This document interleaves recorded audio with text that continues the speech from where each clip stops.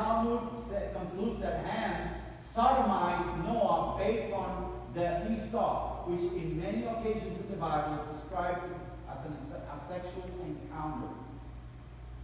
The result of this encounter, Canaan, who was the youngest son of Ham, right, was cursed. After the Tower of Babel, Ham went to his allotted location in the Nile River, while Canaan, who was his son, remained in Shem's territory, thus incurring in another curse. He received another curse.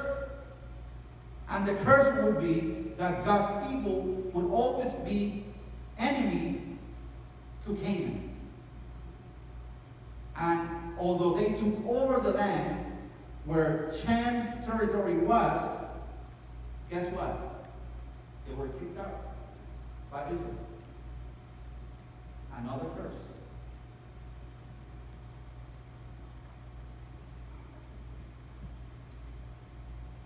Noah curses Canaan. The lowest of slaves will be to his brother. Both Canaan and Israel despise each other, especially during Israel's conquest of the promised land. Japheth and Shem, both brothers, received the blessings from God when Canaan became what? Their slaves. That's nasty. Their nephew became slaves under his descendants. And then inside the book, this chapter is the genealogy of Shem, the oldest son. The timing of this genealogy couldn't have been better. It immediately follows the debacle that happened at Babel. Moses, the author, is trying to emphasize that still God kept his covenant with mankind, despite evidence of sin after the flood. So the genealogy, Shem's genealogy is in the middle as an evidence that God still kept his covenant with his people. Isn't that great from God? He's letting you know that he still has a covenant with you. Don't you say amen for that? Amen. Right? This genealogy is important because it gives us evidence that Noah not only had sinful inheritance through Ham, running through his DNA, through his veins, but he also had righteous inheritance through his son, Shem.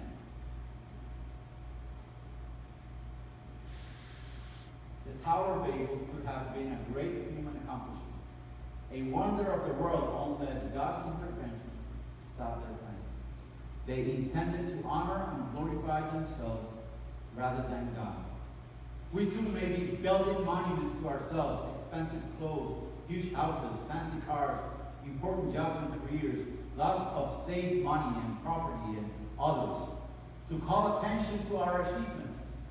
Although these may not be wrong in themselves, but when we use them to give us what? Identity and self-worth, they take God's place in our lives. We are free to develop, to grow, to expand, to increase, to multiply, to be successful. However, we are not free to think that we can replace God. What towers have you built or are you building in your life? The good news in many languages is that somehow God kept his covenant with humankind, and today he conveys the good news of his covenant in every language there is in the world. Linguistic diversity, racial and ethnic differences are okay with God. Praise God for that. The only one who can understand and accept the plethora of languages and differences that abound in the human race, it is God. What an amazing God we serve. That is amazing. I saw a news recently